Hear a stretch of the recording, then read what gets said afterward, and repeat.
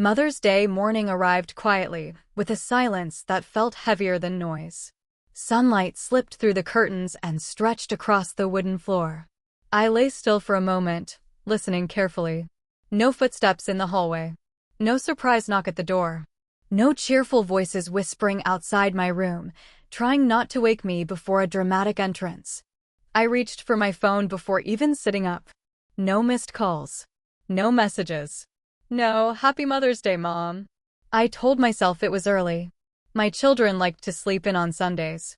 Maybe they were planning something together. Maybe they wanted to call at the same time and surprise me, laughing as they argued over who forgot last year. That small spark of hope was enough to push me out of bed gently. In the kitchen, I made coffee the way I always did, slowly, carefully. I even placed an extra cup on the table without thinking, as if someone might walk in at any moment.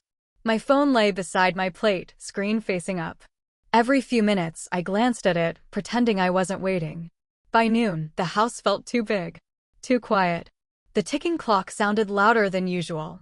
I remembered the Mother's Days when my children were small, handmade cards with uneven handwriting, messy flowers picked from the garden, burnt toast they proudly called breakfast in bed. Back then, appreciation was simple and loud and full of love. Now there was only silence. I opened my phone again. Nothing.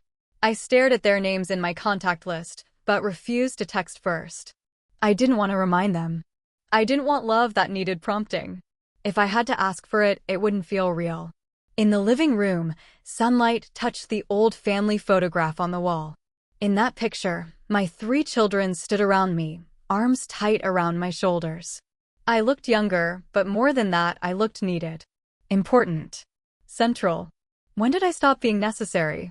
By late afternoon, I made the mistake of opening social media. My screen filled with smiling families, flowers, restaurant tables, captions overflowing with gratitude.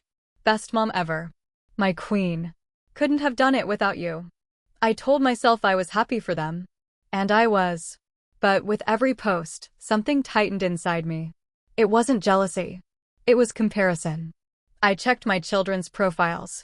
One was out with colleagues. One posted about work. One shared a gym selfie. Not one mention of Mother's Day. Then finally, around 5 in the evening, my phone buzzed. My heart jumped so suddenly it almost hurt. It was my youngest. Hey, Mom. Busy today. We'll call later. Busy. That single word echoed louder than silence. There was no Happy Mother's Day. No warmth. Just efficiency. I typed okay beta. Take care, and erased it once before sending it. I didn't want my disappointment to show. Mothers learn to hide their hurt. That evening, I walked slowly through the house. Every wall carried memories. The dining table still had a scratch from when the kids tried to carve their initials. The staircase paint was faded where toy cars once raced down. The kitchen held the scent of 1,000 meals cooked with love. For 30 years, this house had been my entire world. I had built my life around being available. Always present. Always ready. But ready for what? For visits that rarely happened? For calls that came only when convenient? A quiet truth settled inside me like a soft but firm voice. This house was full of memories, but empty of presence. I deserved more than waiting. That night, instead of crying, I opened my laptop. I logged into my bank account. I hadn't really looked at my savings in years. There was always something more urgent to pay for. The number on the screen surprised me. Years of careful budgeting. Small investments. A fixed deposit I had opened long ago and almost forgotten. For the first time that day, I felt something shift inside me. Possibility. Almost without thinking, I searched small homes for sale near me. Listings appeared. Cozy houses. Simple apartments. Bright spaces filled with sunlight. One caught my eye, a small house with wide windows and a tiny garden. Nothing extravagant. Just peaceful. I imagined waking up there. No empty bedrooms waiting for guests. No large dining table reminding me of absence. Just enough space for my books, my tea, my quiet mornings. The thought felt daring. Almost rebellious. Could I really do this? At my age? Then another thought rose stronger than fear. Why was my happiness always dependent on their schedule? I called the number listed. The realtor offered a viewing the next day. I said yes before doubt could stop me. When I stepped into that small house, sunlight poured through the windows as if welcoming me. The air smelled like fresh paint and new beginnings. I stood in the center of the living room and felt something I hadn't felt in a long time. Excitement. This would be perfect for a retired couple, the realtor said cheerfully. I smiled softly. It's perfect for me. 2 weeks later, I signed the papers. When the realtor handed me the keys, she asked, "Buying it for your children?" I shook my head gently. No, for myself. Those words felt powerful, like reclaiming something I had given away years ago. Moving day was peaceful. I took only what truly mattered, my favorite chair, a few framed photos, my books, my kitchen essentials. I left behind things that carried more weight than happiness. In my new home, I opened all the windows and let the air move freely. I placed fresh flowers on the kitchen table, arranging them slowly. Happy Mother's Day, I whispered to myself, even though weeks had passed. And for the first time in years, I didn't feel invisible. A month later, my eldest son called.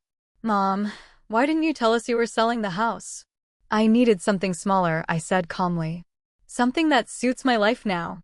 There was silence. Not anger, just realization. Soon, all 3 children called. Concerned. Surprised. A little defensive. But beneath it all, I sensed something new. Awareness. For the first time, they understood that I could make decisions without waiting for them. That I had a life outside of being their mother. Their visits became slightly more frequent. Their calls a little warmer. When they came to see the new house, my youngest looked around and said quietly, "It feels peaceful here, Mom." It was. And it was mine. A year passed. I planted flowers in the small garden. I created routines that belonged only to me, morning tea in sunlight, evening walks, quiet reading without interruption. Mother's Day arrived again. This time, I woke up without expectation pressing on my chest. At 8 in the morning, my phone buzzed. Then buzzed again. Calls. Messages. "Happy Mother's Day, Mom." They remembered. They sent flowers to my new address. They visited with softer voices and longer hugs.